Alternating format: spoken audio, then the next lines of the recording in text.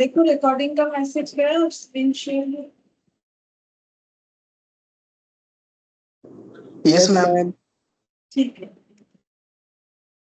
अच्छा देखो, आज हम लोग का ब्रांच जो है वो कंप्लीट हो जाएगा। ठीक है, तो इसमें देखो दो क्वेश्चन मैंने बाकी रखा है, मतलब दो क्वेश्चन हमारा बाकी रह गया है। बेसिकली ये दो क्वेश्चन ही करेंगे आज, और एमसीक्यूज करेंगे। जितना टाइम लगेगा लगेगा, नया कुछ आज स्टार्ट नहीं करेंगे। ठीक है, ये दो ही क्वेश्चन बाकी है मैंने जितना देखा है। ठीक है, इलास्ट्रेशन 12 और 13, बाकी क्वेश्चन हम लोगों ने सारा ही कंप्लीट कर लिया है। ठीक है, तो पहले ये 13 वाला करवा देते हैं, फिर हम 12 वाला भी करवाएंगे। 12 वाला थोड़ा बड़ा है। ठीक है, इसमें बोला है देखो, Ringwell limited Delhi has a branch at Bombay where a separate set of books is used. ठीक है, तो रिंगवेल बोल के एक कंपनी है जिसका बोल रहा है कि ब्रांच कहाँ पर है, दिल्ली में है। Has a branch at Bombay, अच्छा बॉम्बे में ब्रांच है और ये कंपनी एक्चुअली दिल्ली का है। Where is separate set of books is used, मतलब इंडिपेंडेंट ब्रांच है। देखो ब्रांच तो खत्म होने का आ रहा है, लेकिन तुम लोग को सबसे मेन क्या है कि कौन सा मेथड करना है, डिपेंडेंट है इंडिपेंडेंट है, ये सारी चीजों का ध्यान तुम लोग को रखना चाहिए। तो यहाँ पर separate set of books of accounts maintain होता है, मतलब कंफर्म हो गया कि ये हम लोग का इंडिपेंडेंट ब्रांच है। The following is the trial balance extracted on 31 दिसंबर। तो ये ट्रायल बैलेंस दिया है जो 31 दिसंबर को मतलब बनाया गया है। क्या क्या दिया है, share capital authorise 10,000 equity shares of 100 each, issued 8,000 equity share, मतलब हेड ऑफिस का ट्रायल बैलेंस है। उन्होंने शेयर कैपिटल इशू कर रखा है, कंपनी है ना, इसीलिए 8,000 इक्विटी शेयर 8 लाख का। प्रॉफिट एंड लॉस अकाउंट 1/1/2001 में इतना था। जनरल रिजर्व इतना था। ये सब रिजर्व सरप्लस का पार्ट होता है, ये है शेयर कैपिटल का पार्ट। फिर यहाँ पर फिक्स्ड एसेट है, स्टॉक है, डेटर एंड क्रेडिटर, प्रॉफिट फिर से दिया हुआ है, प्रॉफिट फॉर 2001 दिया हुआ है, ये 1/1/2001 दिया हुआ है, मतलब ये 2000 का है। मतलब हम बोल सकते हैं एक ओपनिंग वाला है, एक क्लोजिंग वाला है। ठीक है, फिर यहाँ पर कैश बैलेंस है, ब्रांच करेंट अकाउंट है, और दोनों साइड जो है ट्रायल बैलेंस टैली कर रखा है। ब्रांच का भी ट्रायल बैलेंस दिया है, fixed asset, profit, stock, debtor, creditor, cash balance, head office, current account. ठीक है, अब यहाँ पर देखो प्रॉब्लम, यहाँ पर ब्रांच का करेंट अकाउंट दिख रहा है हेड ऑफिस के ट्रायल बैलेंस में इतना, और ब्रांच के ट्रायल बैलेंस में हेड ऑफिस का दिख रहा है इतना। तो हम लोग को पता है कि दोनों क्या होना चाहिए, वैल्यू सेम और ऑपोजिट ये होना चाहिए, तब कोई रिकंसिलिएशन करना नहीं पड़ेगा। लेकिन अगर सेम और ऑपोजिट नहीं है तो रिकंसिलिएशन लगेगा। ठीक है, तो यहाँ पर देखो ऑपोजिट तो है लेकिन सेम नहीं है। ये 133 710 है, ये 129 10 है। ठीक है, तो इसका मतलब क्या हो गया कि इसमें रिकंसिलिएशन का जरूरत होगा। रिकंसिलिएशन का नीचे जरूर कुछ ना कुछ डिटेल्स हमें देगा कि हाँ इस वजह से जो है ये मिसमैच हो रहा है। अब आगे पढ़ के देखते हैं करने क्या बोला था। यहाँ पर बोला है the difference between the balances of current account in the two set of books is accounted for as follows। बोल रहा है कि जो डिफरेंसेस है वो क्यों है, बता दिया, साफ साफ बता दिया डिफरेंसेस है क्यों है। हमें क्वेश्चन देख के ही समझ जाना चाहिए कि डिफरेंसेस है, देख के ही पता चल रहा है। ये 133 पे है, ये 129 पे है, तो ये क्यों डिफरेंसेस है बोल रहा है यहाँ पर। Cash remitted by branch, branch ने जब कैश भेजा है 31 दिसंबर 2001 को, but received by head office on 1 जनवरी 2002। बोल रहे कि प्रॉब्लम क्या है, ये ट्रायल बैलेंस कब का बना है, देखो ये दोनों का दोनों ट्रायल बैलेंस 31 दिसंबर 2001 को ही बन गया, जबकि ये पैसा जो ब्रांच ने भेजा था वो हेड ऑफिस ने रिसीव किया 1 जनवरी को। इस दिन 31 दिसंबर 2001 को बना ट्रायल बैलेंस, तब तक तो पैसा नहीं पहुंचा था, नेक्स्ट डे पहुंचा। ठीक है, जस्ट उसके बाद वाले दिन, तो उसका अपडेट तो आया नहीं, इस वजह से 3000 का जो है डिफरेंस जरूर दिखेगा। ठीक है, अब नेक्स्ट क्या बोला है, stock stolen in transit from head office and charged to branch by the head office but not credited to head office in the branch books as the branch manager declined to admit any liability not covered by insurance 1700। क्या बोल रहा है देखो, stock चोरी हो गया था। ठीक है, ट्रांजिट में ही, मतलब रास्ते में ही जब हेड ऑफिस से स्टॉक आ रहा था ब्रांच के पास, तो वो स्टॉक जो है चोरी हो गया। तो हेड ऑफिस ने क्या किया था, उसको चार्ज कर दिया था ब्रांच में, ठीक है। मतलब हेड ऑफिस ने जब गुड्स भेजा तो ब्रांच को चार्ज किया, ठीक है। जो एंट्री होता है ना, जैसे ब्रांच एंट्री क्या करता है, गुड्स जैसे हेड ऑफिस क्या करेगा, हेड ऑफिस एंट्री करेगा branch to goods send to branch, ठीक है। तो वो एंट्री उन्होंने कर दिया, लेकिन not credited to head office in the branch books. लेकिन ब्रांच के बुक्स में ब्रांच को क्या एंट्री करना चाहिए था, ब्रांच को एंट्री करना चाहिए था टू हेड ऑफिस, और यहाँ पर होता goods received from head office बोल के। वो जो है ब्रांच ने नहीं किया। क्यों नहीं किया, क्योंकि ब्रांच के मैनेजर का कहना है कि हम ये लाइबिलिटी क्यों ले, क्योंकि ओरिजिनली तो मेरे पास स्टॉक आया ही नहीं, आएगा ही नहीं, क्योंकि वो तो चोरी हो गया रास्ते पे। ऊपर से उस पर कोई इंश्योरेंस भी नहीं किया हुआ था। हम अगर इसका एंट्री दिखा देंगे, मेरे लिए तो लॉस है, हम क्यों इसका एंट्री दिखाए जब मेरे पास स्टॉक आया ही नहीं है। लेकिन प्रॉब्लम तो ये हो गया ना, हेड ऑफिस एंट्री कर दिया है, अब रास्ते में चोरी हुआ, हेड ऑफिस को भी क्या पता कि रास्ते में चोरी हो जाएगा। लेकिन मैनेजर जो ब्रांच वाला है वो क्लियरली बोल रहा है, जब मेरे पास स्टॉक आया ही नहीं तो हम इसको गुड्स रिसिप्ट क्यों माने, या फिर गुड्स इन ट्रांजिट क्यों माने। ऊपर से इस पे इंश्योरेंस भी नहीं किया हुआ है कि ये लॉस हम रिकवर कर सकते हैं। तो इसीलिए हेड ऑफिस ब्रांच के मैनेजर ने साफ साफ मना कर दिया इस चीज को अपने बुक्स में एंट्री करने के लिए। फिर किसको करना पड़ेगा, हेड ऑफिस को ही लॉस बुक करना पड़ेगा। तो give the branch current account in head office books after incorporating branch trial balance through journal. तो हमें क्या करने बोला है यहाँ पर क्वेश्चन में, परफॉर्म क्या करने बोला है, branch current account in head office books. Head office के बुक्स में हमें प्रिपेयर करके देना है ब्रांच का करेंट अकाउंट, ठीक है। लेकिन उसके पहले इनकॉर्पोरेट करना है, after incorporating branch trial balance through journal. उसके पहले हमें जर्नल एंट्री के थ्रू से ब्रांच के ट्रायल बैलेंस को इनकॉर्पोरेट करने का मतलब होता है कॉन्सोलिडेटेड फाइनेंशियल स्टेटमेंट बनाने के लिए हमें क्या करना होता है, ब्रांच सारे ब्रांच, एक हेड ऑफिस का जितना सारा ब्रांच होगा सभी का फाइनेंशियल स्टेटमेंट को हेड ऑफिस अपने अंदर इनकॉर्पोरेट करता है, ठीक है। तो हमें उसका एंट्री करके दिखाना है, ठीक है। तो सबसे पहले तो हम लोग रिकंसिलिएशन एंट्री पास करेंगे। जब तक रिकंसिलिएशन एंट्री पास नहीं होगा इनकॉर्पोरेशन नहीं कर सकते हैं, क्योंकि इस तरीके के मिसमैच से कभी भी इनकॉर्पोरेशन पॉसिबल नहीं है। पहले इसको मैच करवाना है, उसके बाद ही इनकॉर्पोरेशन का एंट्री हम लोग पास कर सकते हैं, ठीक है। तो देखो कैसे है, इलास्ट्रेशन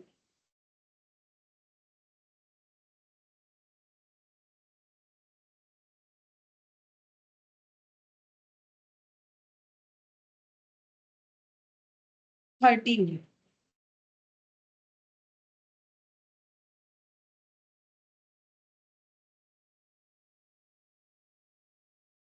अच्छा, सबसे पहले एंट्री कौन पास करेगा, देखो कैश इन ट्रांजिट जो है और गुड्स इन ट्रांजिट दोनों ही एंट्री रिसीवर कौन है, हेड ऑफिस है। क्योंकि देखो हेड ऑफिस को ब्रांच ने रिम्बर्स किया था, हम लोगों ने सीखा हुआ है कि इन ट्रांजिट वाला एंट्री कहाँ होना चाहिए। तो इन ट्रांजिट वाला एंट्री कहाँ होना चाहिए, जो रिसीवर पार्टी है। इस पे दो तीन चार पांच, दो तीन क्या तीन चार चार पांच क्वेश्चन था जो अलग से हम लोगों ने किया है, ठीक है। हमारे इसमें पीडीएफ में ही था, ठीक है।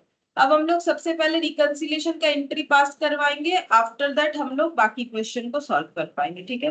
तो यहाँ पर भी देखो, but receive by the head office, receiver कौन है, हेड ऑफिस। तो हेड ऑफिस के बुक्स में होगा। और इधर जो है रिसीवर ब्रांच जरूर था, लेकिन ब्रांच के बुक्स में वो एंट्री नहीं हो सकता है। क्यों नहीं हो सकता है, क्योंकि ब्रांच के पास वो स्टॉक एक्चुअली इन ट्रांजिट वाला चोरी हो गया, वो तो आएगा नहीं। इसीलिए इस केस में हमें उसको हेड ऑफिस के बुक्स में ही दिखाना है, ठीक है। तो यहाँ पर सोल्यूशन, ठीक है, जर्नल एंट्रीज।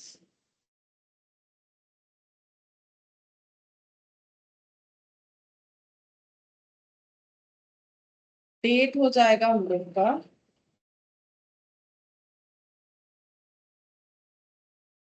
31 दिसंबर 2000।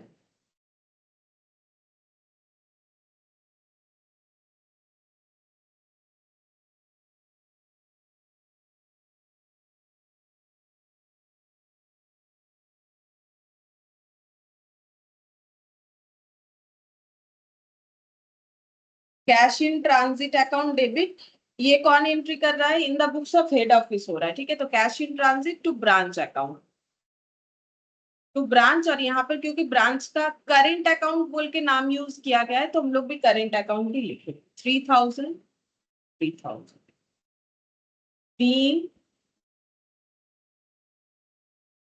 Cash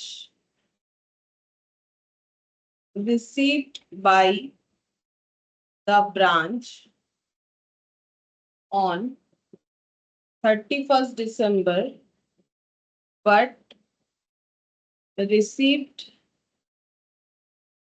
by head office on 1st of Jan 2000। ये रिकंसिलिएशन का पहला एंट्री, मतलब ब्रांच अकाउंट को मुझे क्रेडिट करना पड़ेगा 3000 से, ठीक है। अच्छा, नेक्स्ट हो जाएगा चोरी हो गया है, तो लॉस बाय थेफ्ट। अगर चोरी नहीं होता तो हम लोग इसको लिखते, ये एक्चुअली ब्रांच के बुक्स में जाता goods in transit to head office बोल के। अब ब्रांच का मैनेजर तो बोल रहा है मेरे पास ये स्टॉक आएगा नहीं, तो हम इसको रिसीव नहीं कर रहे हैं, तो हम इसका एंट्री भी पास नहीं करेंगे।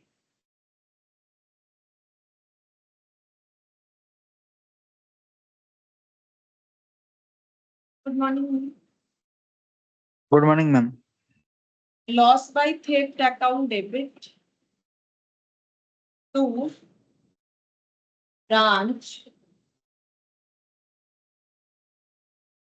current account being stock lost in transit from head office to branch। इसका अमाउंट था हम लोग का 1700।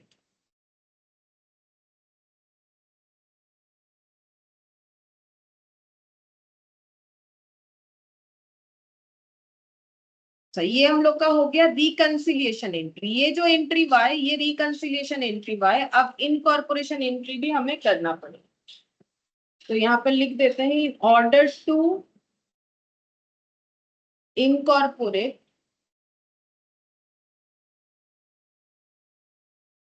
इन the head office books. Head office ही अपने बुक्स में ब्रांच का ट्रायल बैलेंस को इनकॉर्पोरेट करता है।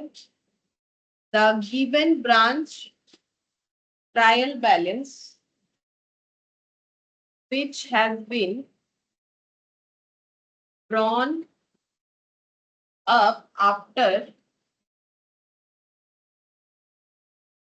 preparing the branch PL account, the following journal entries will be passed। तो ऐसा लिख सकते हैं हम लोग, in order to incorporate. Incorporate करने के लिए हम लोग क्या कर रहे हैं, in the books of head office the given branch trial balance has been drawn up after preparing for branch PL account. उसके बाद हम लोग यहाँ पर जर्नल एंट्री दिखा रहे हैं कि हमें जर्नल एंट्री में क्या क्या करना है, ठीक है। अच्छा, अब यहाँ पर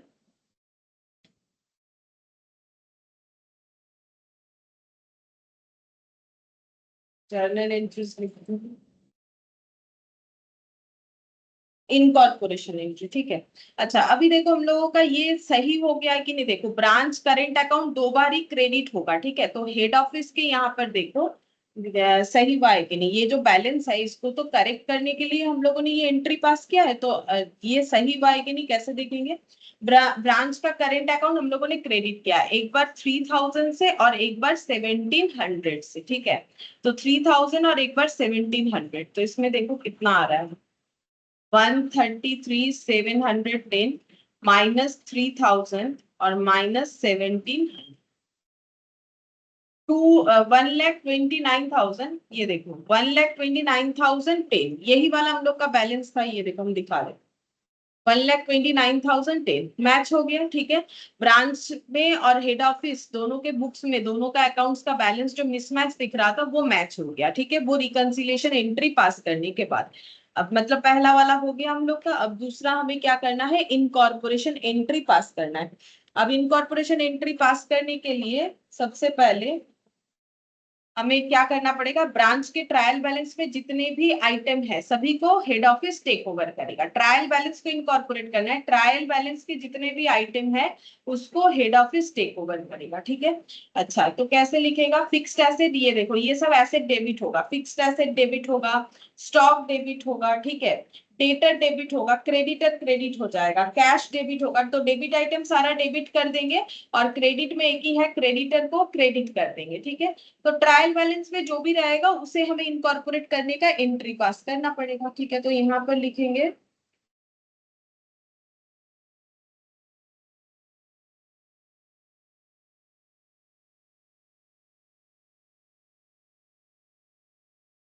branch fixed asset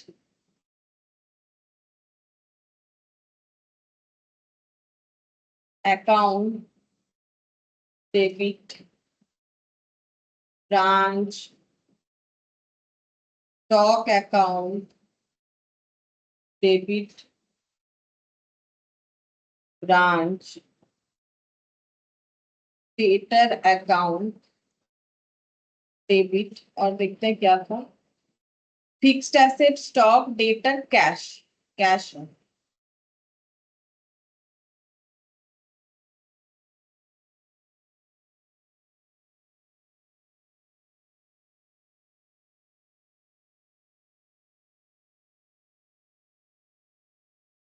to branch current account. अच्छा वैल्यूज देखते हैं कितना कितना है, 95,000 फिक्स्ड एसेट, स्टॉक 50,460,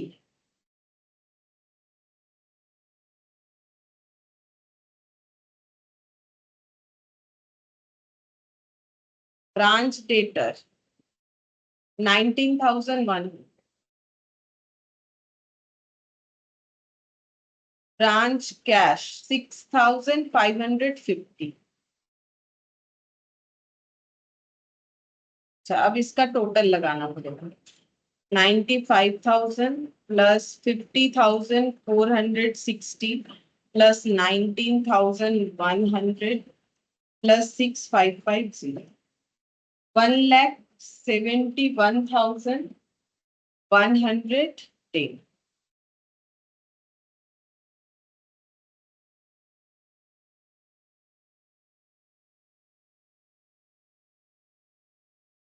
इसको लिखेंगे be branch assets dot into head office, और ब्रांच करेंट अकाउंट क्यों लिखा है यहाँ पर, क्योंकि हेड ऑफिस जो है ब्रांच का करेंट अकाउंट मेंटेन करता है, तो वहां पर सारी चीजों को ऐड ऑन कर देगा, ठीक है। ये सब टेक ओवर हुआ, ये ऐड ऑन होगा क्योंकि ये एसेट है, ठीक है। और इसके बाद क्रेडिटर टेक ओवर होगा, ठीक है। तो क्रेडिटर का देखो, क्रेडिटर जो है 10,400 है, एक ही लाइबिलिटी आइटम है, तो यहाँ पर लिखते हैं branch current account debit, creditor लेने पे क्रेडिट होगा, to branch creditors 10,200, being branch creditor brought into head office। और एक एंट्री करना पड़ेगा क्योंकि ट्रायल बैलेंस देखो हम लोगों ने फिक्स्ड एसेट लिया, स्टॉक लिया, डेटर लिया, क्रेडिटर लिया, कैश लिया, और ये प्रॉफिट, इसको भी टेक ओवर करना पड़ेगा। सिर्फ हेड ऑफिस करेंट अकाउंट को दिखाने का जरूरत नहीं, क्यों क्यों ऐसा क्यों होता है, क्योंकि ऑलरेडी हेड ऑफिस अपने बुक्स में ब्रांच का जो करेंट अकाउंट मेंटेन कर रहा है वहां भी तो सेम यही वाला अमाउंट है, तो उसके पास ये डेटा ऑलरेडी है, जो नहीं है उसको टेक ओवर करना होता है ना। तो यहाँ पर प्रॉफिट को टेक ओवर करेंगे इसके बाद, तो इसका एंट्री हो जाएगा, प्रॉफिट लेने पे प्रॉफिट बढ़ेगा तो क्रेडिट करना पड़ेगा, तो यहाँ पर हो जाएगा ब्रांच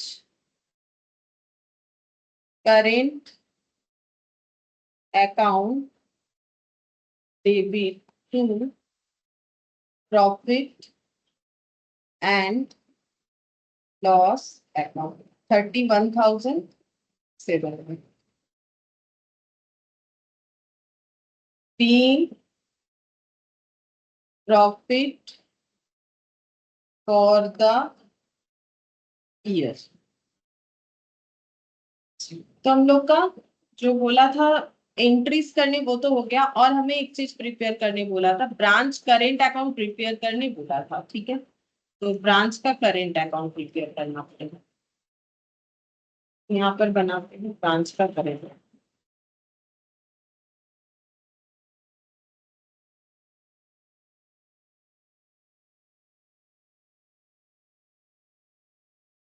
हेड ऑफिस के बुक्स में ब्रांच का करेंट अकाउंट बनेगा, तो कोई भी लेजर ओपन करने से अगर कोई ओपनिंग बैलेंस हम लोग के पास पहले से है तो वो हम लोग ब्रॉट डाउन करते हैं, तो देखते हैं कि कितना ओपनिंग बैलेंस है। तो ये देखो ब्रांच के करंट अकाउंट में 1,33,710 दिख रहा है हेड ऑफिस के बुक्स में ब्रांच का करंट अकाउंट। ठीक है, तो यही हम लोग लिखेंगे 1,33,710 जो हमें दिख रहा है। तो यहाँ पर हो जाएगा 1 टू बैलेंस बीडी,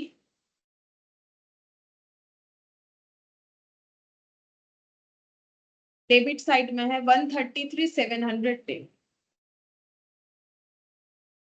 अच्छा, बाकी चीज टेक ओवर हुआ है वो सारी चीजों को लिखना पड़ेगा। अच्छा, कैसे लिखेंगे यहाँ पर टू ब्रांच करेंट मतलब बाई ब्रांच फिक्स्ड एसेट, ठीक है, बाई ब्रांच स्टॉक, हम लोग ये सारे मिला के 171 बाई ब्रांच सन्ड्री एसेट बोल के लिख देते, by sundry branch asset 1,71,110।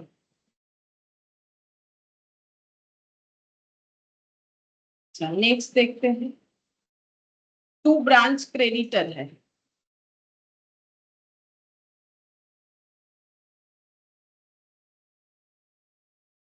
To branch creditor, क्योंकि ये सिंगल नाम था तो मैंने डायरेक्टली लिख दिया, अगर बहुत सारा होता तो टू ब्रांच सन्ड्री लाइबिलिटीज बोल के लिख देते। 10,400 ये भी एंट्री हो गया। अच्छा, इसके बाद ये वाला branch current account of profit and loss, ठीक है, तो टू प्रॉफिट एंड लॉस,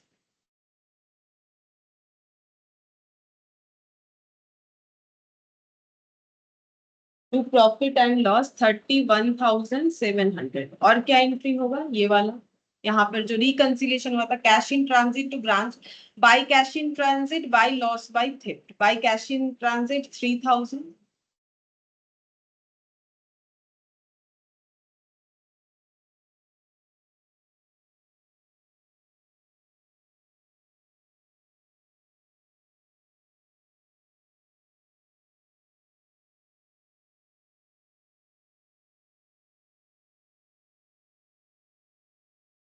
ठीक है। अब ये टोटल कर लेते हैं,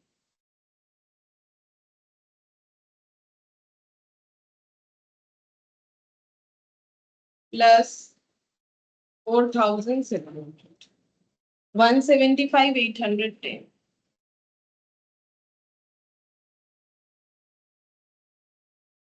133,710 प्लस 10,400 प्लस 31,700, 175,810। ठीक है, तो ये मैच हो गया, मैच तो होना ही था। देखो ये लिखा हुआ था हम लोग का बिना रिकंसिलिएशन क्या हुआ, जैसे ही दो रिकंसिलिएशन का एंट्री पास हुआ तो हम लोग का बैलेंस वो हो गया जो दोनों के बुक्स में दिखना चाहिए। ठीक है, उसके बाद इनकॉर्पोरेट कर दिया, तो इनकॉर्पोरेट करने पे टोटल होके हम लोग का दोनों साइड जो है बराबर आ गया। अच्छा, नेक्स्ट हम लोग को यहाँ पर हम लोग एक ब्रांच का पीएल अकाउंट बना के दिखा देते हैं। देखो पीएल अकाउंट फॉर 2001, ब्रांच का पहले से पीएल कितना था, ब्रांच का पहले से, ये देखो ब्रांच का पहले से पीएल था यहाँ पर हेड ऑफिस के बुक्स में, यहाँ पर 25,310, ये हेड ऑफिस का कर रहे हैं। ठीक है, 25,310 है, तो ये लिख लेते हैं 25,310.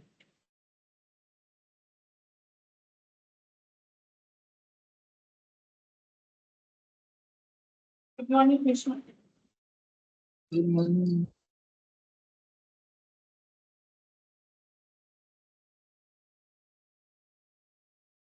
अच्छा, और पीएल में क्या क्या जाएगा? पीएल में जो लॉस बाय थेफ्ट हुआ है, अगर हम लोग पीएल बनाते हैं तो वहां पर उस लॉस को भी तो ट्रांसफर करते हैं ना, तो टू लॉस बाय थेफ्ट कितना हो जाएगा? 1700। ठीक है। अच्छा, और ये पूरे ऑर्गेनाइजेशन का प्रॉफिट बन रहा है, ठीक है, प्रॉफिट का अकाउंट, और यहाँ पर बाय प्रॉफिट बोल के हेड ऑफिस का और ब्रांच का लिखेंगे, हेड ऑफिस और ब्रांच। ठीक है, ब्रांच का प्रॉफिट हुआ है 31,700 करेंट ईयर में, और हेड ऑफिस का कितना हुआ है वो हमें क्वेश्चन बताएगा। ये हेड ऑफिस का हुआ है, ये रहा 52,200। ठीक है, ये देखो ये प्रीवियस ईयर का है, तभी तो ये ओपनिंग बैलेंस गया ना, ये प्रॉफिट फॉर पूरे साल का 2001 का, ये ओपनिंग दिखा रहा है, मतलब ये 2000 का, इसीलिए बाई बैलेंस बीडी बोल के मैंने लिखा है। और 52,200 ये मुझे यहाँ पर लिखना पड़ेगा।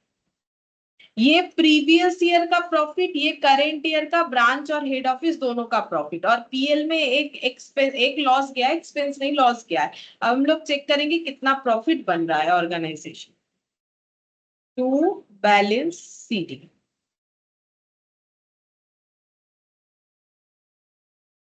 $25,310 प्लस 52,200 प्लस 31,700, 1,09,210 माइनस 1,700, 1,07,500। ये हम लोग का पीएल अकाउंट जो है बन गया। ठीक है, 2001 का पीएल अकाउंट भी हम लोगों ने बना के यहाँ पर दिखा दिया। अच्छा, इसको ना जनरल पीएल भी बोल सकते हैं, ये जो बनाया ना ये पूरे ऑर्गेनाइजेशन का है, इसको हम लोग चाहे तो ऐसे ही बोल सकते हैं, जनरल पीएल ये भी बोला जा सकता है, या फिर ये लिखा जा सकता है, कोई भी एक हम लोग लिख सकते हैं। अच्छा, अब हम लोग और एक जो क्वेश्चन बचा हुआ है, ये वाला हम लोग का कंप्लीट हो गया। ठीक है, अब हम लोग का क्वेश्चन नंबर 12 जो कि थोड़ा सा बड़ा है, वो वाला क्वेश्चन हम लोग, question number 12।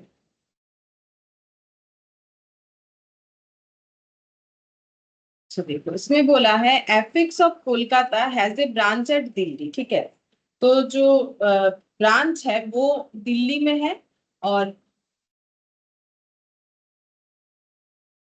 Goods are supplied from Kolkata. अच्छा, हेड ऑफिस कोलकाता में, but the cost there office not recorded in the head office books. लेकिन जो कॉस्ट है वो हेड ऑफिस के बुक्स में, but the cost thereof is not recorded in the head office books. Head office के books में इसका cost record नहीं हुआ है। On 31 March 2001 the branch balance sheet was as follows. Branch का balance sheet दिया हुआ है क्रेडिटर्स का बैलेंस। ठीक है, हम लोग को क्या क्या दिया हुआ है देखो, क्रेडिटर का बैलेंस दिया हुआ है, हेड ऑफिस का दिया हुआ है, डेटर दिया हुआ है, कैश एट बैंक, ये वाला हम बताते हैं। Building extension account closed by transfer to head office account, इसका मतलब क्या है देखो, बिल्डिंग एक्सटेंशन अकाउंट का मतलब होता है कि एक बिल्डिंग ऑलरेडी है। ठीक है, मान लो एक बिल्डिंग ऑलरेडी है, अब इस पे अगर हम लोग, ये मान लो बिल्डिंग इतना है, इस पे अगर हम लोग और भी फ्लोर ऐड कर रहे हैं, ठीक है, तो इसको हम लोग बोलते हैं, ये जो पोर्शन हो गया इसको हम लोग बोल लेंगे ये एक्सटेंशन हो गया। ठीक है,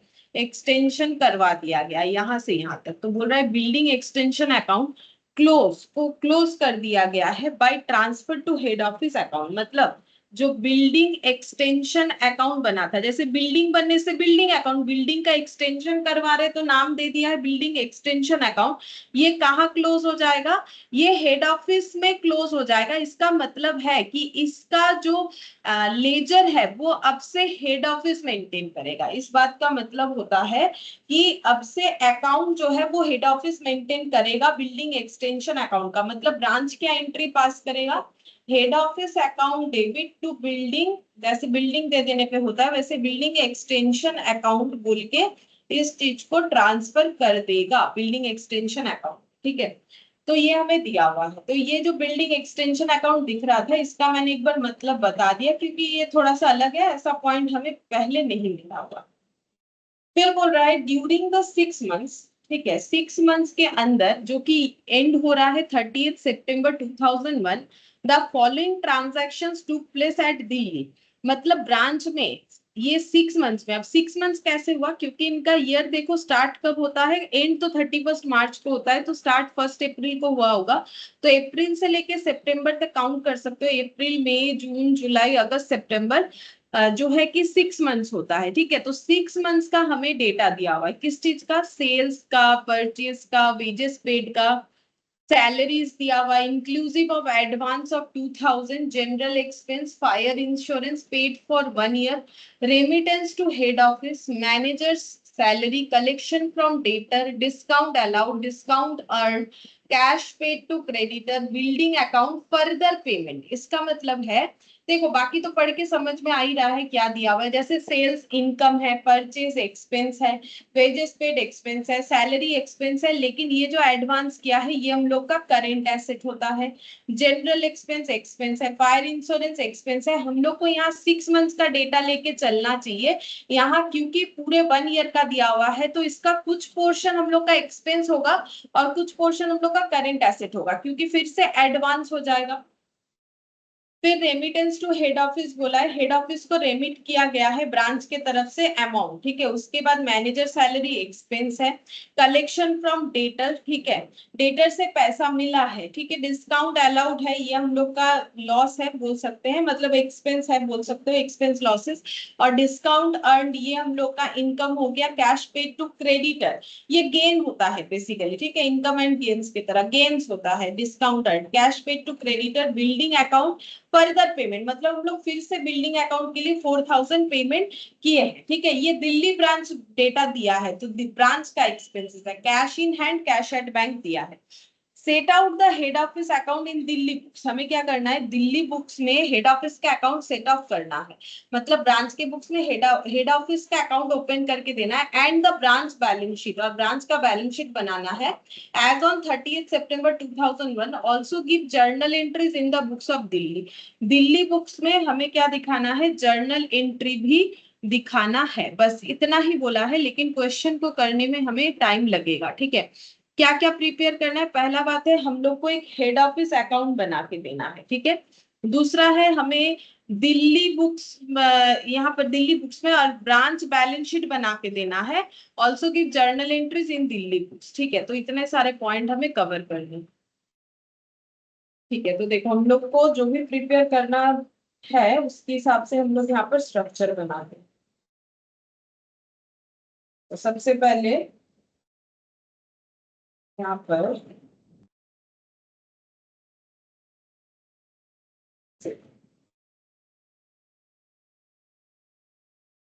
सबसे पहले जर्नल एंट्रीज ही बना लेते हैं।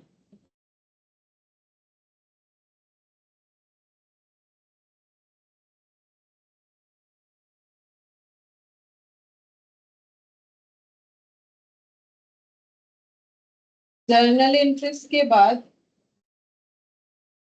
नेक्स्ट हम लोग बनाएंगे हेड ऑफिस अकाउंट और बैलेंस शीट।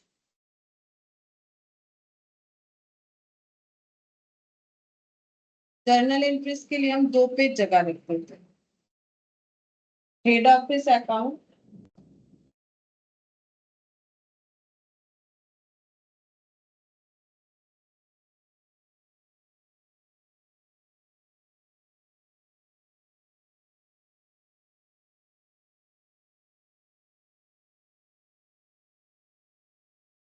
और बैलेंस शीट।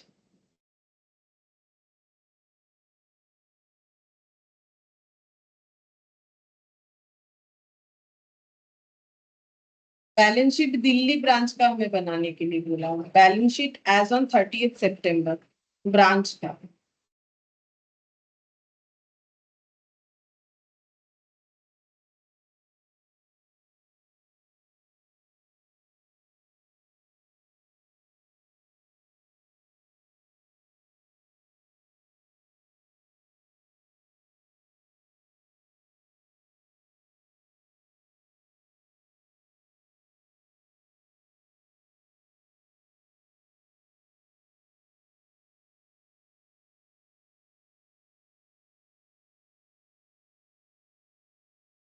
और प्रिपेयर करना पड़ेगा हम लोग को कुछ वर्किंग नोट में, हम लोग और भी कुछ अकाउंट बनाएंगे, ठीक है। जैसे कि हम बताते हैं क्यों बनाएंगे, देखो हम लोग को यहाँ पर तो जो है जर्नल एंट्रीज करना, अच्छा एक एक जर्नल एंट्रीज करते हैं तो तुम लोग को समझ में आ जाएगा क्यों हमें वो अकाउंट बनाना है, ठीक है। जैसे देखो जर्नल एंट्री क्या क्या होगा, क्वेश्चन में दिया हुआ क्या है, ऊपर तो इंफॉर्मेशन है कि भाई हेड ऑफिस कोलकाता में है, दिल्ली में ब्रांच है, हेड ऑफिस गुड सप्लाई करता है, ठीक है। और यहाँ पर बोल रहा है कि बैलेंस, ब्रांच का बैलेंस शीट दिया हुआ है, ब्रांच का बैलेंस शीट ऑलरेडी एक दिया हुआ है, लेकिन हमें 30 सितंबर 2001 तक का फिर से बैलेंस शीट बना के देना है। और तब तक क्योंकि बैलेंस शीट बनाएंगे तो बैलेंस शीट बनाने के लिए तो हमें जर्नल लेजर ट्रायल बैलेंस चाहिए होता है, तो यहाँ पर इसीलिए हमें देखो लेजर ट्रायल बैलेंस सारी चीजों को तो बनाने बोला है नहीं, लेकिन जर्नल जरूर करने बोला है, तो जर्नल से ही हम लोग को डायरेक्ट फिर बैलेंस शीट बनाना पड़ेगा, ठीक है। इतना तो करना पड़ेगा इस लेवल पे आके। तो यहाँ पर देखो सेल्स दिया हुआ है, तो सेल्स का एंट्री क्या होता है, जब हमें पता नहीं है कि ये कैसा सेल है, ठीक है, तो ऑलवेज एज्यूम की क्रेडिट सेल है, हम लोग कैश सेल नहीं बोलने पे तो कैश सेल एज्यूम नहीं कर सकते हैं, तो यहाँ पर एंट्री हो जाएगा डेटर्स, जैसे नॉर्मली तुम लोग 11 में एंट्री पास करते हो वही वाला debtors account debit to sales, ठीक है, 2,40,000। तो ये मुझे कहाँ लिखना चाहिए, ये मेरा एंट्री जो है, ये मेरा एंट्री अगर हम डेटर अकाउंट बनाते हैं तो वहां पर लिख सकते हैं, ठीक है। अब डेटर अकाउंट बनाने का जरूरत क्या है, सुनो, क्योंकि जब बैलेंस शीट बनाएंगे तो मुझे डेटर का क्लोजिंग बैलेंस चाहिए, बट मेरे पास तो डेटर का क्लोजिंग बैलेंस है नहीं, तो अगर हम एक डेटर अकाउंट बना लेते हैं तो मुझे डेटर का क्लोजिंग बैलेंस मिल जाएगा। डेटर का ओपनिंग जरूर है, ये जो ब्रांच का ट्रायल बैलेंस पहले का बना हुआ है उसमें डेटर का ओपनिंग बैलेंस है, लेकिन मेरे पास क्लोजिंग नहीं है, तो अगर हम ये अकाउंट बना लेते हैं तो मुझे क्लोजिंग बैलेंस मिलेगा, तभी ना जाके हम बैलेंस शीट में डेटर को लिख पाएंगे। तो यहाँ पर हम लोग वर्किंग नोट 1 बनाते हैं, कुछ अकाउंट्स हमें एज अ वर्किंग नोट बना लेना चाहिए ताकि हम लोग अपने क्वेश्चन को कंप्लीट कर पाए। तो डेटर है, ठीक है, तो डेटर का बैलेंस अगर है, जो कि है, वो हम लोग लिखेंगे टू बैलेंस बीडी बोल के, अगर कोई बैलेंस होगा तो। और अभी मुझे जो टू सेल्स मिला है वो हम लिख देते हैं, ठीक है, फिर वो बैलेंस भी लिख देंगे। देखते हैं अगर दिख जाता है तो लिख लेंगे, जैसे कि ये देखो दिख रहा है डेटर 2 लाख, तो ये लिख लेते हैं। और credit sale debtor to sales जो दिख रहा है 2,40,000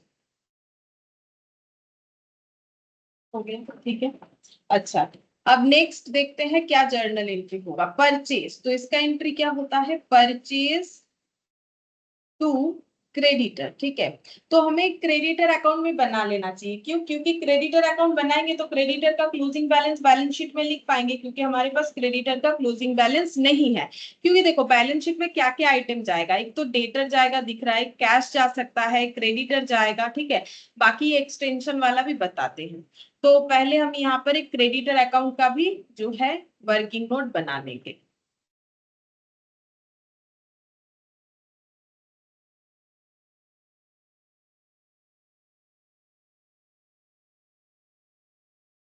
तो इसका अगर कुछ ओपनिंग होगा तो बाई बैलेंस बीडी होगा। अच्छा, तो देखते हैं 40,000 क्रेडिटर अकाउंट हो गया, ठीक है। अब देखते हैं परचेज टू क्रेडिटर, तो बाई परचेज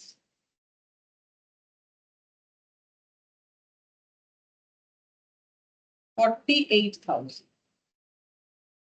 बाई परचेज 48,000, ये वाला, ठीक है। अच्छा, वेजेस पेड, वेजेस पेड का एंट्री क्या होता है, वेजेस पेड का एंट्री होता है wages account debit to cash, अब पेड बोल दिया है तो एंट्री होगा वेजेस टू कैश, ठीक है।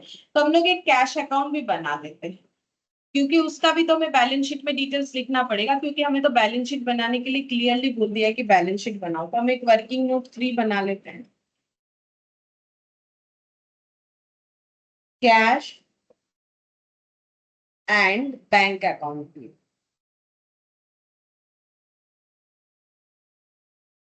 अब देखते हैं पहले कोई ओपनिंग बैलेंस है कि नहीं, तो ये रहा कैश एट बैंक ओपनिंग 8,000,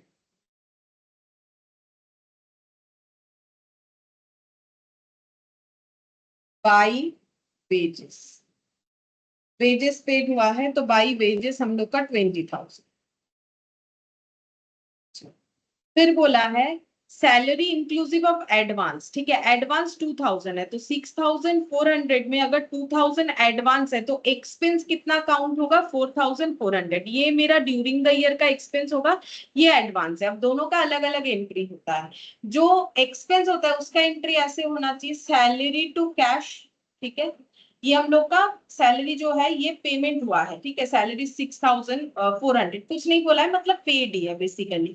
और ये जो एडवांस है उसका भी एंट्री करना पड़ेगा, तो पहले सैलरी टू कैश कर लेते, बाई सैलरी। अच्छा, ये पेमेंट तो पूरा पूरा ही हुआ है, ठीक है, मतलब ऐसे होगा, ये देखो सैलरी अकाउंट डेबिट, यहाँ पर 6400, 6400, और जो एडवांस है उसको मुझे अलग से दिखाना चाहिए, मतलब उसका भी एक एंट्री करना पड़ेगा। तो कैश तो पूरा ही आउटफ्लो हुआ है तो बाई सैलरी, नहीं तो कैश का बैलेंस तो मिसमैच हो जाएगा, वो मुझे पूरा लिखना पड़ेगा।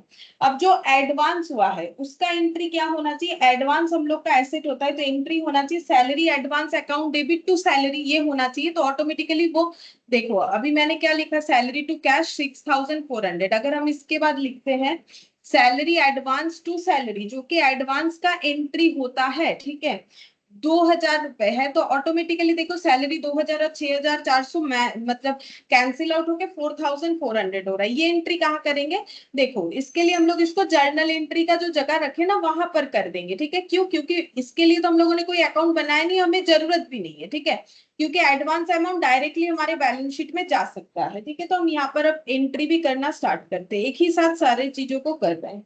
यहाँ पर हो गया 30 सितंबर, सैलरी एडवांस अकाउंट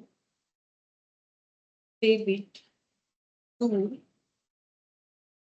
सैलरीज 2000, 2000। अब इसका नरेशन लिखेंगे, being amount paid as advance adjusted by debit to salary advance account, ठीक है।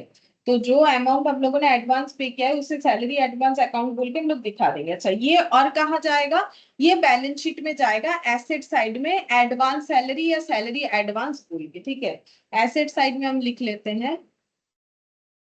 तो ये थोड़ा सा नीचे साइड में लिखना चाहिए, करेंट एसेट है तो हम यहाँ पर लिख रहे हैं सैलरी एडवांस, यहाँ पर हो जाएगा 2000। अब नेक्स्ट एंट्री देखते हैं, जनरल एक्सपेंस। तो जनरल एक्सपेंसेस का एंट्री क्या होगा, general expense account debit to cash, ठीक है, तो cash account, cash at bank में मुझे लिखना पड़ेगा बाई जनरल एक्सपेंस बोल के 16 है, तो यहाँ पर लिख देते हैं बाई जनरल एक्सपेंस बोल के 16।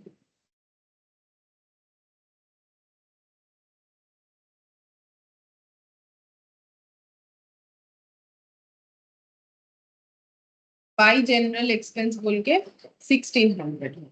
अच्छा, फिर बोला है fire insurance paid for 1 year, ठीक है, 1 ईयर का इतना है, तो इसमें भी एडवांस है, तो पहले जितना पेमेंट है वो पूरा दिखा देंगे। Fire insurance account debit to cash, तो यहाँ पर लिखेंगे बाई फायर इंश्योरेंस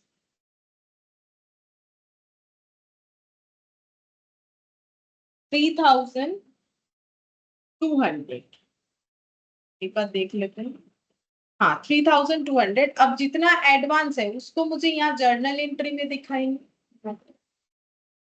उसका लिखना पड़ेगा एडवांस इंश्योरेंस अकाउंट, या फिर प्रीपेड भी बोल सकते हैं, एडवांस नहीं बोल के इसको प्रीपेड बोलने से ज्यादा अच्छा लगता है, प्रीपेड इंश्योरेंस बोलते हैं, एडवांस सैलरी वगैरह को बोलते हैं, ठीक है, एडवांस भी बोल सकते हैं। Prepaid insurance account debit to insurance या टू फायर इंश्योरेंस, जो भी लिखना चाहिए। इसका अमाउंट कैसे डिसाइड करेंगे, 3200 पूरे ईयर का था, मुझे 6 मंथ्स का डेटा चाहिए, क्योंकि सारे जर्नल एंट्री 6 मंथ्स का ही हो रहा है, हमें वही मांगा है। तो यहाँ पर 1600 हो गया। तो प्रीवियस एंट्री हुआ था insurance account, fire insurance account debit to cash, ठीक है, वो 3200 फिर इतना यहाँ पर क्रेडिट हो गया। तो ड्यूरिंग द ईयर का भी एडजस्ट ऑटोमेटिकली होगा। Being 6 months premium transferred to the prepaid insurance account। 6 months का हम लोगों ने प्रीपेड इंश्योरेंस अकाउंट में ट्रांसफर कर दिया, ठीक है। अच्छा, अब नेक्स्ट देखते हैं क्या एंट्री होगा। Remittance to head office, head office को रेमिट किया है 38,400, तो इसका एंट्री क्या होना चाहिए।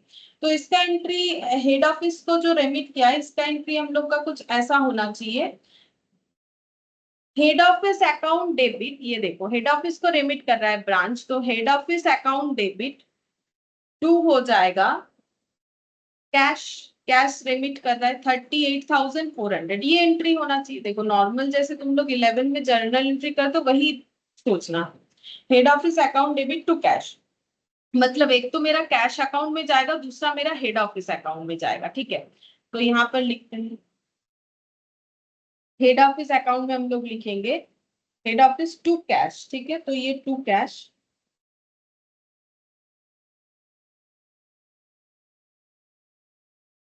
टू कैश 38,400, और यहाँ पर कैश वाला जो अकाउंट है वहां लिखना पड़ेगा by head office account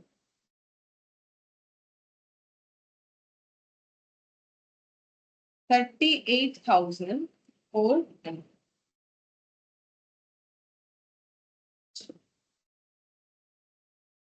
next देखो मैनेजर सैलरी, मैनेजर का सैलरी, तो ये पेमेंट हुआ है तो एंट्री क्या होगा, manager salary account debit, manager salary account debit to cash, ठीक है। तो सबसे पहले कैश में लिखेंगे by manager salary 4,800, by manager salary 4,800।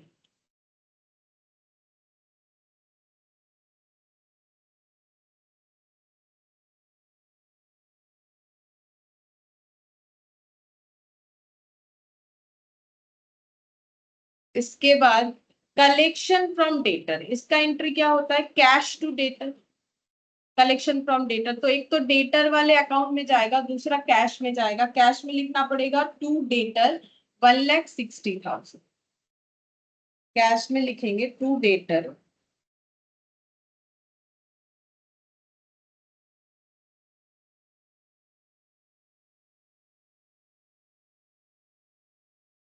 1,60,000, और डेटर अकाउंट में लिखेंगे by cash.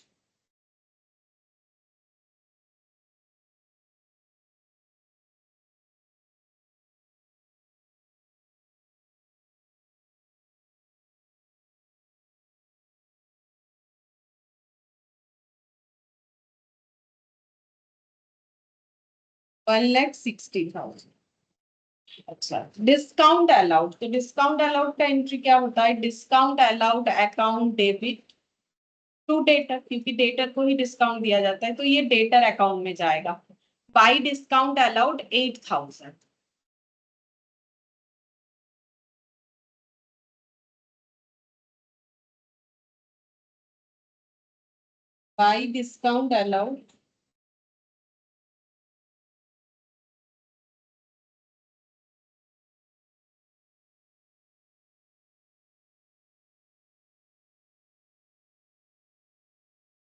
By discount allowed 8,000। अच्छा, फिर डिस्काउंट अर्न, तो ये क्रेडिटर से रिलेटेड होता है। डिस्काउंट अर्न हम लोग का गेन है, तो डिस्काउंट अर्न यानी discount receive, creditor to discount receive, तो ये क्रेडिटर अकाउंट में लिखना पड़ेगा to discount receive 1,200, to discount receive 1,200।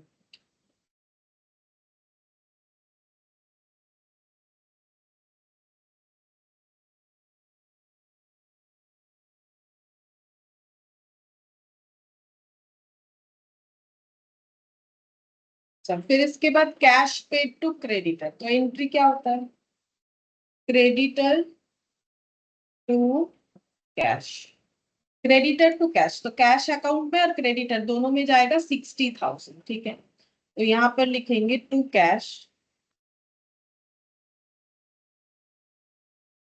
60,000 bye creditor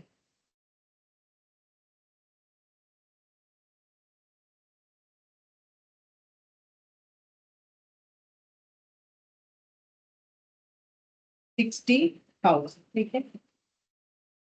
अच्छा, फिर नेक्स्ट देखते हैं बिल्डिंग अकाउंट फर्दर पेमेंट, तो एंट्री हो जाएगा building account debit to cash 4,000, building account further payment, building account debit to cash, मतलब बाय बिल्डिंग 4,000, बाय बिल्डिंग 4,000।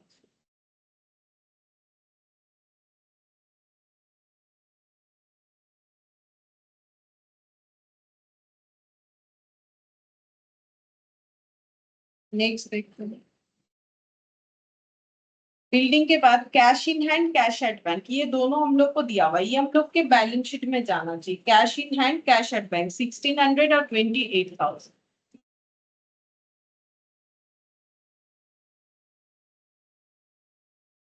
यहाँ पर है बैलेंस कैश इन हैंड और कैश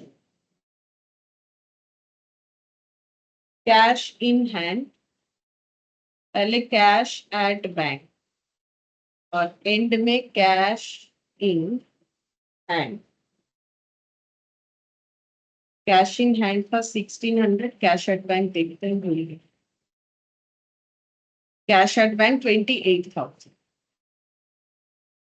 कैश एट बैंक 28,000, और यही वाला हम लोग का कैश अकाउंट के क्लोजिंग बैलेंस में आना चाहिए, क्लोजिंग कैश बैलेंस है, ठीक है। तो यहाँ पर लिखेंगे by balance CD cash in hand cash at bank 1,600 और 28,000। नेक्स्ट देखते हैं, हो गया। देखो जो भी जर्नल एंट्री हम लोगों ने पास किया वो तो बन गया, अब एक एक करके अकाउंट का क्लोजिंग करते हैं, देखते हैं क्या आंसर आता है, ठीक है। सबसे पहले डेटर को क्लोज करते हैं, ठीक है, डेटर को क्लोज करते हैं, देखते हैं क्या आंसर आता है। क्लोजिंग ऑफ डेटर का 4,40,000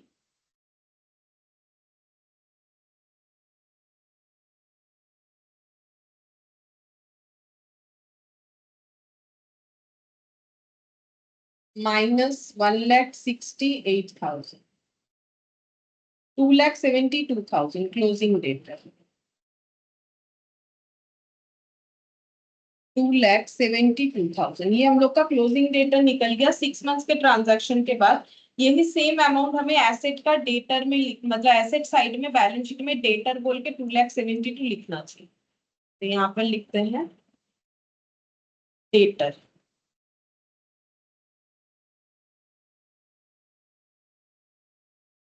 2,72,000। डेटर के बाद क्रेडिटर का क्लोज करते हैं, क्रेडिटर का देखते कितना बैलेंस आता है 88,000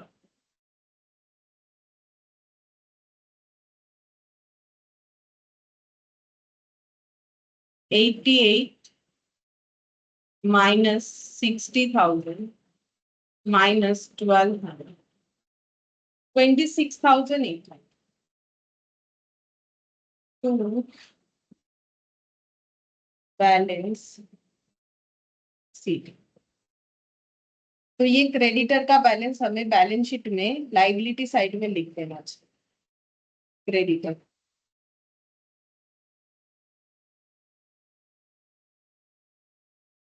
बैलेंस आया 26,800। अच्छा, ये हम लोग का हो गया, क्रेडिटर का बैलेंस लिख दिया हम लोगों ने। अच्छा, अब देखो क्या क्या बन चुका है हम लोग का।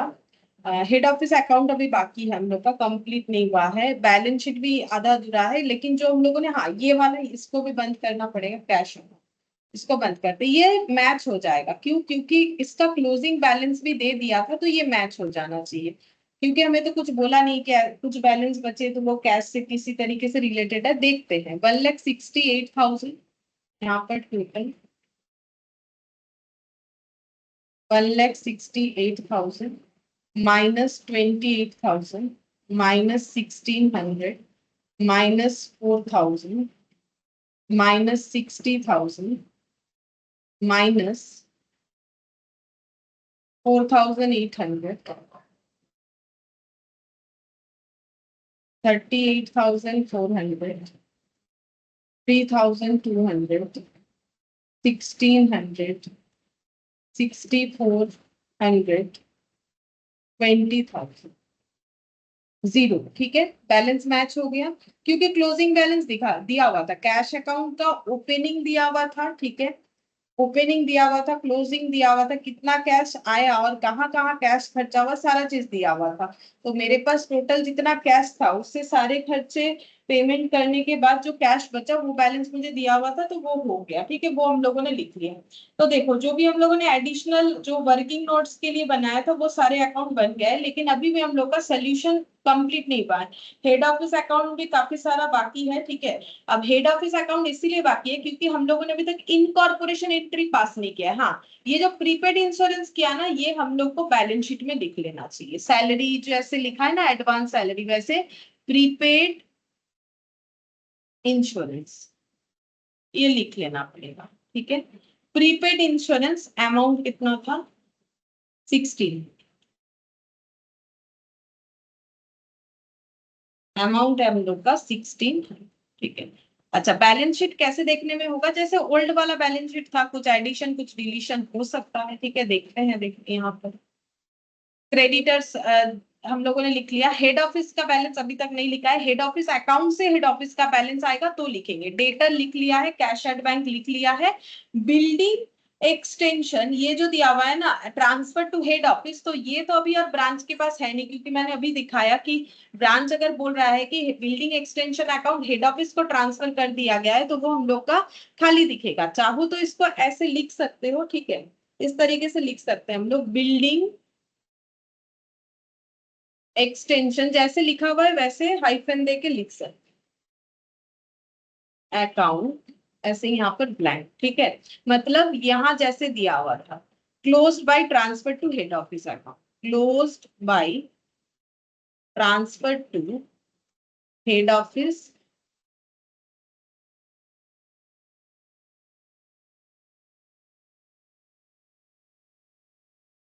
अब नेक्स्ट यहाँ पर बाकी एंट्रीज हम लोग कैसे लिखेंगे? तो ये तो हम लोगों ने वो दो एंट्री लिखा जो हम लोग का एडवांस वाला था। ठीक है, इसके बाद हेड ऑफिस क्या करेगा? इनकॉर्पोरेशन करेगा। इनकॉर्पोरेशन करेगा तो फिर वो क्या करेगा? वो ब्रांच का जितना भी एक्सपेंसेस है वो टेक ओवर करेगा, जितना भी इनकम है वो टेक ओवर करेगा। जब एक्सपेंसेस टेक ओवर करेगा तो क्या एंट्री होगा? Head office account debit, head office account debit to purchase to wages. Basically trading PL को इनकॉर्पोरेट करते हैं हम लोग। ठीक है, ट्रेडिंग पीएल या ट्रायल बैलेंस, तो यहाँ पर हमें ट्रायल बैलेंस नहीं दिया था तो ट्रेडिंग पीएल का आइटम दिया हुआ था। तो ट्रेडिंग में जैसे जैसे रहता है वैसे ट्रेड टेक ओवर होगा। जैसे ट्रेडिंग में लिखते हैं ना, to purchase to wages, trading account debit, trading में लिखते हैं चीजों को, हेड ऑफिस अकाउंट में लिखेंगे, हेड ऑफिस इसे टेक ओवर कर रहा है। टू परचेज टू वेजेस, और क्या क्या था देखो, परचेस था, वेजेस था, मतलब जो भी एक्सपेंसेस है या लॉसेस है वो लिखेंगे। Purchase, wages, salaries, general expense, fire insurance, ये सब लिखना पड़ेगा। To salaries, to general expense,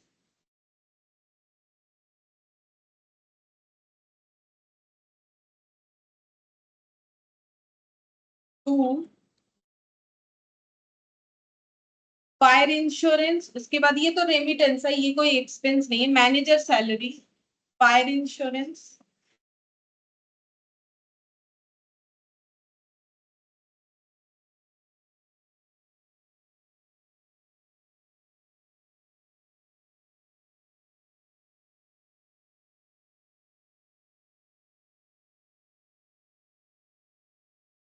manager salary, अच्छा उसके बाद कलेक्शन फ्रॉम डेटर, ये कोई एक्सपेंस नहीं होता है। डिस्काउंट अलाउड होगा, डिस्काउंट अर्न भी इनकम है। कैश पेड ये एक्सपेंसेस है, कैश पेड, लेकिन ये हम लोग कभी भी ट्रेडिंग पीएल में लिखते हैं, अभी हम लोग ट्रेडिंग पीएल के आइटम को इनकॉर्पोरेट कर रहे हैं। अब यहाँ पर कुछ भी नहीं होगा, तो ये देखो ये ट्रेडिंग का आइटम, ये क्रेडिट आइटम है, अभी तक क्रेडिट आइटम लिखा नहीं, ये ट्रेडिंग का आइटम, ये ट्रेडिंग का, ये पीएल का आइटम, ये पीएल का आइटम, ये भी पीएल वाला। ठीक है, फिर मैनेजर सैलरी पीएल का item, discount allowed, discount earn, बस इतना हम लोग का पीएल और ट्रेडिंग का आइटम है। अच्छा अब मुझे लिखना है डिस्काउंट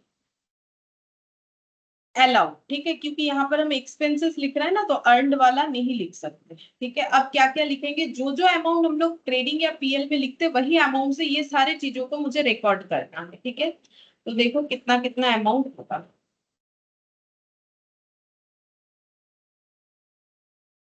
परचेज 48,000, सैलरी हो जाएगा, देखो पीएल में लिखते तो एडवांस को लेस करके लिखना होता है, ड्यूरिंग द ईयर का दिखाते हैं, जैसे कभी तुम लोग फाइनल अकाउंट्स की हो वैसे ही लिख के दिखाएंगे। परचेज का हो जाएगा 48,000, ठीक है। वेजेस का हो गया 20,000, परचेज वेजेस 4820, सैलरी 6400 माइनस 2000, तो यहाँ पर हो जाएगा 4400। अच्छा जनरल एक्सपेंस कितना होगा, जनरल एक्सपेंस है 1600। अच्छा फायर इंश्योरेंस, इसमें भी हमें 3200 से माइनस करना पड़ेगा, 3200 में 6 मंथ्स का हम लोग यहाँ पर देंगे, 16 है, ठीक है, फायर इंश्योरेंस का। मैनेजर सैलरी 4800, और डिस्काउंट अलाउड, डिस्काउंट अलाउड हो जाएगा हम लोग का 8,000। ये सबको टोटल करना पड़ेगा, 8,000 plus 4,800 plus 1,600 plus 4,000, 48,000, 20,000, 4,400 plus 1,600, 88,400, 88,400।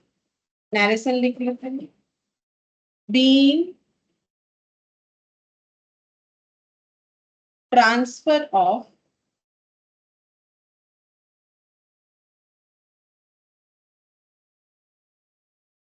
various expenses and losses to head office account for closing entries. ठीक है, इनकॉर्पोरेशन करते हैं तो वो क्लोजिंग एंट्री होता है, जैसे हम लोग ट्रेडिंग में पीएल में क्लोज करते हैं वैसे हेड ऑफिस में क्लोज किया। अब हेड ऑफिस में इसको हम लोग लिख सकते हैं, ये जो अमाउंट आया 88,400, हमें इसे कैसे लिखना पड़ेगा, टू परचेज टू वेजेस, वैसे नहीं लिख के हम लोग ओवरऑल 88,400 को यहाँ पर लिख देंगे। ठीक है, ओवरऑल लिख देंगे, इंडिविजुअली और नहीं लिखेंगे क्योंकि उसमें काफी ज्यादा टाइम जाएगा। यहाँ पर लिख देंगे टू सन्ड्रीज, ठीक है, टू सन्ड्रीज बोल के लिखेंगे तो हो जाएगा। ठीक है, अच्छा सेम तरीके से अब जितने भी हमारे रेवेन्यूज है उसको टेक ओवर करना पड़ेगा। ठीक है, तो उसमें देखते हैं क्या क्या आ जाएगा। उसमें हम लोग का सेल्स आएगा, सेल्स आ जाएगा, सेल्स आएगा, डिस्काउंट अर्न आएगा। ठीक है, सेल्स और डिस्काउंट अर्न, यही दो पीएल का आइटम बचा है, बाकी देखो सारा हम लोगों ने लिख लिया है। ये देखो सेल्स, परचेज, वेजेस, सेल्स अभी लिख लेंगे, salary, general expense, fire insurance. अच्छा रेमिटेंस नहीं लिखा है क्योंकि वो कभी ट्रेड पीएल का जो आइटम है वो लेना है। ठीक है, तो हम लोग अभी लिखेंगे सेल्स और यहाँ पर हो जाएगा। अच्छा तो इसको कैसे लिखना पड़ेगा, सेल्स क्रेडिट होगा तो हम लोग को क्रेडिट करके ही दिखाना है, तो हम लोग यहाँ पर ऐसे लिखेंगे सेल्स अकाउंट डेबिट। तो ट्रेडिंग में हम लोग जैसे लिखते हैं वैसे ही लिखेंगे, बाई सेल्स लिखते हैं तो sales account debit, discount earn debit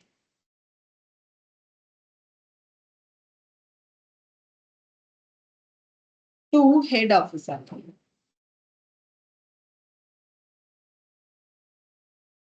बस दो ही आइटम था, ठीक है। अब देखते हैं कितना कितना वैल्यू था। सेल्स था 2,40,000, डिस्काउंट अर्न था 1,200, 2,43,000, सॉरी 2,41,200 being revenue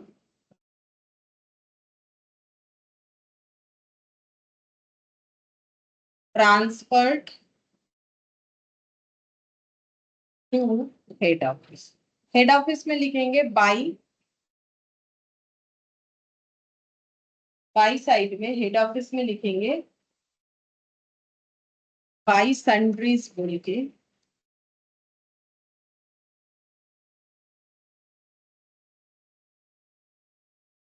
$2,41,200, ये है रेवेन्यू और ये एक्सपेंसेस। अच्छा, और देखते हैं एंट्री में क्या लिखना पड़ेगा। अच्छा हाँ, एक एंट्री और भी होगा, ये देखो बिल्डिंग अकाउंट के लिए जो पेमेंट हुआ है 4,000, वो पेमेंट तो हेड ऑफिस ने किया है, लेकिन एंट्री कैसे होगा, क्योंकि अभी लेजर कौन संभाल रहा है, हेड ऑफिस संभाल रहा है, ठीक है। तो ऐसा एंट्री जो ट्रांसफर का एंट्री हुआ वो इस तरीके से होगा, head office account debit to building account 4,000, transfer और अमाउंट, मतलब हेड ऑफिस ब्रांच ने पेमेंट किया है, फर्दर पेमेंट, क्योंकि ट्रांजैक्शंस जो 6 मंथ्स का था उसमें ब्रांच में ही दिखाया गया था, तो पहला एंट्री तो हम लोगों ने किया है। ये देखो फर्स्ट एंट्री जो है वो तो होगा ही यहाँ पर, ये देखो building account debit to cash and bank, लेकिन बाद में वो अमाउंट जो है वो ट्रांसफर कर दिया जाएगा हेड ऑफिस में, क्योंकि हेड ऑफिस जो है उसके पास अभी बिल्डिंग का अकाउंट मेंटेन होता है। तो transfer of amount Spain on building extension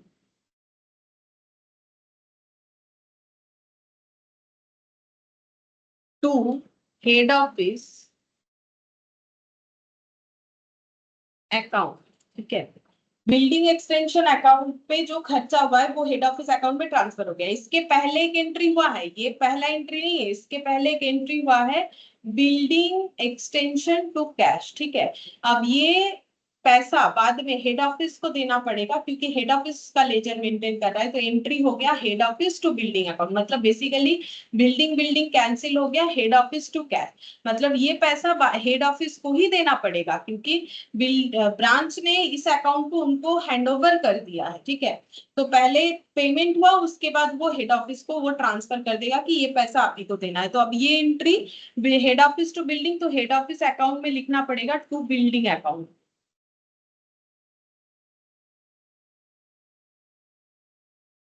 4,000। अच्छा, अब हम लोग देखेंगे हेड ऑफिस अकाउंट का बैलेंस कितना।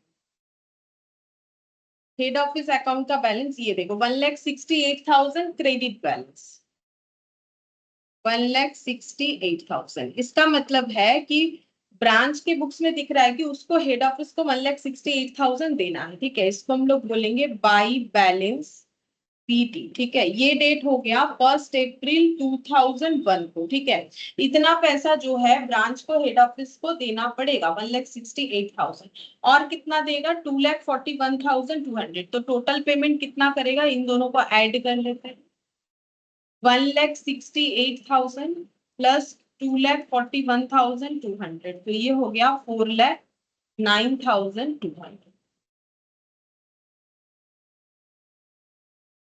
ठीक है। 4,09,200 इतना, उसमें से कितना ऑलरेडी दे दिया है 38,400। अच्छा, और एक्सपेंसेस किया था 88,400, तो इतना अमाउंट तो कम देगा, और बिल्डिंग का 4,000, ठीक है। तो अभी दिख रहा है कि 278,400 रिम्बर्स करें टू बैलेंस CD 2,78,400, ये अमाउंट जो है हेड ऑफिस को ब्रांच रिम्बर्स करेगा, ठीक है। अब बैलेंस शीट को कंप्लीट करते हैं। बैलेंस शीट में यहाँ पर आ जाएगा हेड ऑफिस का अकाउंट, हेड ऑफिस अकाउंट। अभी अभी हम लोगों ने कैलकुलेट किया कि हेड ऑफिस का बैलेंस कितना दिख रहा है। तो ये देखो, ये पेबल अमाउंट हो गया, तो फिर क्रेडिट लाइबिलिटी साइड में आएगा 2,78,400। अब इधर इधर ऐड कर लेते हैं, देखते हैं कितना आता है।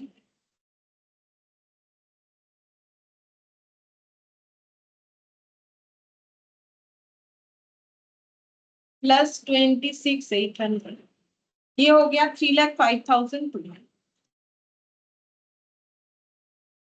इधर भी उतना ही आ जाना चाहिए, क्योंकि मुझे जो लगता है हम लोगों ने सारा चीज ही लिख लिया है। -2,72,000 -1,600, 2,000, 28,000 और 1,600 मैच हो गया, क्योंकि मैंने सभी चीजों को एक साथ साइमल्टेनियसली किया है, तो कुछ भी बाकी नॉर्मली तो नहीं रहना चाहिए, ठीक है। मैंने ध्यान से ही किया है। तो ये देखो, ये हम लोग का कंप्लीट हो गया, ठीक है। तो ये भी, ये सब तो पहले ही कंप्लीट हो गया। तो डेटर क्रेडिटर अकाउंट क्यों बनाया? ताकि बैलेंस शीट में चीजों को लिख सके, ठीक है। और हेड ऑफिस अकाउंट में जो भी हमारा लेजर में ट्रांसफर होने वाला था वो लिख दिया। और इधर देखो, धीरे धीरे जर्नल एंट्रीज भी बन गया। तो पहले तो हम लोग का वो एडवांस का 2 एंट्री कर दिया, उसके बाद ट्रेडिंग पीएल का इनकॉर्पोरेशन का एंट्री कर दिया। ये ट्रेडिंग पीएल इनकॉर्पोरेशन। और अगर कभी क्वेश्चन में बोलता है कि ट्रायल बैलेंस को इनकॉर्पोरेट करो, तो क्वेश्चन ट्रायल बैलेंस देता है, तब हम लोग उसको इनकॉर्पोरेट करते हैं। यहाँ पर हमें क्या दिया है? यहाँ पर हमें एक बैलेंस शीट दिया था, और उसके बाद 6 मंथ्स का ट्रांजैक्शन दिया था, फिर बोला था हेड ऑफिस अकाउंट बनाओ और ब्रांच का बैलेंस शीट बनाओ, और जर्नल एंट्रीज भी बनाने बोला था इन द दिल्ली बुक्स, ठीक है। दिल्ली बुक्स में जर्नल एंट्रीज भी हमें करने के लिए। तो ये इनकॉर्पोरेशन एंट्री देखो, इस ये क्वेश्चन में डिफरेंस क्या है पता है? अभी तक हम लोग इनकॉर्पोरेशन एंट्री कर रहे थे कि हेड ऑफिस जो है अपने बुक्स में ब्रांच को इनकॉर्पोरेट करता है तो क्या एंट्री करता है। तो देखो, जैसे हेड ऑफिस जो टेक ओवर करता है, ब्रांच उस तरीके से चीजों को देता है। जैसे हेड ऑफिस अगर ब्रांच का एसेट लेता है, तो ब्रांच अपना एसेट देता है। तो यहाँ पर जर्नल एंट्रीज किसका हुआ है? Journal entries in the books of branch हुआ है, ठीक है। In the books of branch की बुक्स में हुआ, इसलिए इनकॉर्पोरेशन एंट्री कैसे दिख रहा है? नॉर्मली इसके पहले तुम लोगों ने जो भी एंट्री किया है, वहां पर देखोगे ये इसका ऑपोजिट एंट्री हुआ, क्योंकि वो हेड ऑफिस के बुक्स में हो रहा है। यहाँ पर अभी ब्रांच बोल रहा है मेरा परचेस, हेड ऑफिस का परचेस, ठीक है। तो हेड ऑफिस को वो अपना परचेस ट्रांसफर कर रहा है, तो वो ट्रेडिंग पे जो दिखाया है उसी आइटम को उठा के यहाँ पर दिखाएगा। To purchase, to wages, to salary, जैसे हम लोग ट्रेडिंग पीएल में लिखते हैं, जस्ट लाइक दैट हमें लिख देना है, ठीक है। तो हेड ऑफिस अकाउंट बना के ये हम लोग का कंप्लीट हो गया। अच्छा देखो, ये दोनों ही क्वेश्चन बाकी था, और तुम लोग का कुछ बाकी नहीं है। जैसे कि मैंने बोला था, ये कंप्लीट हो गया। और अभी देखो, ये कुछ एमसीक्यूज है, वो हम एक बार बता देते हैं, तो हम लोग का branch account complete. Next class में हम लोग कोई दूसरा टॉपिक भी कर सकते हैं। बस 4 या 5 एमसीक्यूज है, वो हम थोड़ा सा फटाफट बता रहे हैं। तो देखो, यहाँ पर सबसे पहला पॉइंट दिया है, if goods are invoice to branches at cost. अगर गुड्स जो है हेड ऑफिस से ब्रांच में जब जाता है, कॉस्ट प्राइस में अगर जाता है, trading result of branch can be ascertain by. तो अगर हमें ब्रांच का प्रॉफिट या लॉस निकालना है, तो कौन सा मेथड यूज करना चाहिए? Debtor, stock debtor, either A और B, both A and B. तो देखो, हमें डेटर मेथड से करेंगे तो भी आंसर मिलेगा, स्टॉक डेटर से करेंगे तो भी मिलेगा, ठीक है। दोनों में सेम आंसर आएगा। तो हमें लिखना चाहिए आइदर ए और बी। दोनों करना नेसेसरी थोड़ी ना है, बोथ ए एंड बी मतलब ए से भी करो और बी से भी करो, कंपलसरी हो गया ना। तो आइदर ए एंड बी जो है वो सही लैंग्वेज है। या तो डेटर मेथड से बनाओ या फिर स्टॉक एंड डेटर मेथड से बनाओ, तो हमें जो है ट्रेडिंग रिजल्ट पता चल जाएगा। मतलब क्वेश्चन 1 का आंसर हम लोग का सी हो गया, ठीक है। फिर क्वेश्चन नंबर 2 में देखते हैं, under branch trading and profit and loss account. Branch trading PL account जब हम लोग बनाते हैं, ट्रेडिंग पीएल मेथड मतलब फाइनल अकाउंट्स मेथड, ठीक है। ये फाइनल अकाउंट्स मेथड का बात हो रहा है। इसमें बोल रहा है head office prepare profit and loss account, each branch is treated as separate entity, both A and B, either A और बी, ठीक है। तो देखो, जब भी हम लोग branch trading and profit and loss account बनाते हैं, तो हेड ऑफिस जो है वो पीएल अकाउंट बनाता है, ठीक है। क्योंकि हम लोग वहां पर लिखते हैं ना, इन the books of head office, फिर वहां पर ब्रांच अकाउंट, हेड ऑफिस और टोटल, ये 3 कॉलम यूज होता है। तो head office profit and loss account बनाता है, हर एक ब्रांच को सेपरेट एंटिटी ट्रीट करता है। तो यहाँ पर दोनों बात लेके ही ये मेथड बना हुआ है। तो बोथ ए एंड बी, ये आंसर होना चाहिए। 2 का आंसर हम लोग का सी होगा, ठीक है। तो थर्ड नंबर देखो, goods may be invoiced at branch at cost or selling price, wholesale price, both A and B, either A और बी। तो देखो कॉस्ट प्राइस पे भी जा सकता है, सेलिंग प्राइस पे भी जा सकता है और होलसेल प्राइस पे भी जा सकता है। हम लोगों ने तीनों तरीके का किया। जब सेलिंग प्राइस पे जाता है तो हम लोग उसे इनवॉइस बोलते हैं, कॉस्ट में गया तो कॉस्ट प्राइस मेथड बोलते हैं, अगर होलसेल प्राइस में जाता है तो होलसेल प्राइस मेथड होता है, ठीक है। वो भी इनवॉइस के तरह है, लेकिन वहां पर हमें ज्यादा कैलकुलेशन करना पड़ता है कि होलसेल प्राइस इतना है तो प्रॉफिट कितना, कैलकुलेशन थोड़ा अलग होता है, कंसेप्ट एक ही जैसा है। तो दोनों तरीके से हो सकता है, ठीक है। तो इनवॉइस जब होता है तो ए ऑप्शन से भी हो सकेगा, बी ऑप्शन से भी हो सकेगा। तो आंसर हम लोग का होना चाहिए बोथ ए एंड बी, ठीक है। दोनों तरीका सही है, दोनों तरीके से हो सकता है। अब क्वेश्चन जैसा होगा, ब्रांच कॉस्ट में भी भेज सकता है, सेलिंग प्राइस में भी भेज सकता है, होलसेल प्राइस में भी ब्रांच को भेजा जा सकता है हेड ऑफिस के थ्रू से। फिर फोर्थ नंबर क्या बोला है देखो, अंडर डेटर मेथड, ठीक है, जहां पर एक ही अकाउंट बनता है, debtor account, opening balance of debtor balance, ये देखो डेटर अकाउंट, डेटर मेथड जहां पर हम लोग डेटर लिखते हैं, वहां पर ओपनिंग बैलेंस अगर डेटर का है तो टू बैलेंस पीटी करना पड़ता है, ठीक है। तो क्या बोला है, debit to branch account, credit to branch account, debit to head office current account, credit to head office current account. तो डेटर मेथड में क्या होगा, डेबिटेड टू ब्रांच अकाउंट होगा, ठीक है। फोर्थ नंबर का आंसर क्या होगा, ए, ठीक है। ये डेबिट के कहां पर होगा, ब्रांच अकाउंट में, ये वाला अमाउंट डेटर लिख के हम लोग यहाँ पर ऐसे करके दिखाते, यहाँ पर डेटर से क्या मिला क्या क्या, ठीक है। ये बेसिकली मेथड का नाम डेटर मेथड है, डेटर के तरह ब्रांच को ट्रीट करते हैं, लेकिन एक्चुअली ब्रांच हम लोग का डेटर नहीं होता है। इसी कंसेप्ट में हम लोगों ने स्टार्ट किया था। And last fifth number, cost of goods return by branch, branch अगर गुड्स को रिटर्न कर देता है तो क्या इफेक्ट आएगा, बोल रहा है goods send to branch account will be debited, branch stock account will be credited, both A and B, either A और बी। तो answer both A and B होगा, हम बता देते हैं। जैसे मैंने तुम लोग को अलग दोनों साइड अकाउंट बना के दिखाया था। जैसे देखो हेड ऑफिस अपने बुक्स में एक ट्रेडिंग अकाउंट बनाएगा, ठीक है, और ब्रांच अपने बुक्स में ब्रांच ट्रेडिंग अकाउंट बनाता है, ठीक है। फिर मैंने बोला था यहाँ पर बोला है goods return by branch, branch अपने यहाँ से स्टॉक हेड ऑफिस में भेज रहा है, ठीक है। तो हमें अगर एंट्री करना है तो कैसा एंट्री होगा, तो ब्रांच सेंड कर रहा है, ब्रांच के बुक्स में कैसा एंट्री होगा, तो ब्रांच ट्रेडिंग अकाउंट क्रेडिट हो जाएगा, क्योंकि what goes out is credit, और हेड ऑफिस का ट्रेडिंग अकाउंट डेबिट होगा। लेकिन मैंने बताया था कि ये तो मैंने समझाने के लिए किया था, एक्चुअली ब्रांच ट्रेडिंग अकाउंट का नाम होता है ब्रांच स्टॉक, और हेड ऑफिस का होता है गुड्स सेंड टू ब्रांच बोल के, ठीक है। तो हेड ऑफिस ट्रेडिंग की जगह हो जाएगा goods send to branch account debit to, यहाँ पर हो जाएगा ब्रांच स्टॉक अकाउंट, ठीक है। तो वही लिखा हुआ है देखो, goods send to branch account will be debited to branch stock account. तो ऑप्शन सी हम लोग का आंसर होगा, बोथ बी एंड सी का इम्पैक्ट आएगा। तो ये सभी जो मेथड्स हम लोगों ने सीखा था, ठीक है, उस मेथड्स का जो भी रूल्स रेगुलेशन होता है उसके हिसाब से ही एमसीक्यू बनाया गया है कि कौन से मेथड से हमें क्या आंसर मिल सकता है, ठीक है। ये फिफ्थ वाला ही हम लोग का लास्ट जो एमसीक्यू है, इसके बाद और कोई एमसीक्यू है नहीं, और सारे क्वेश्चन जो है वो हम लोग के कंप्लीट हो गए, ठीक है। तो ब्रांच कंप्लीट हो गया है, और जैसे मैंने शायद क्लास में एक बार बोला भी है, तुम लोग ब्रांच को प्रैक्टिस करो, हम ब्रांच का टेस्ट लेंगे तो हम बता देंगे। तो अभी से जो है इसको रेडी करते जाओ, फिर ऐसा मत सोचो कि बाद में रेडी करोगे, रेडी कर लो, हम इससे टेस्ट लेंगे, ठीक है। ठीक है, फिर आज इतना ही करते हैं, नेक्स्ट क्लास में नया चैप्टर स्टार्ट करेंगे। Yes ma'am.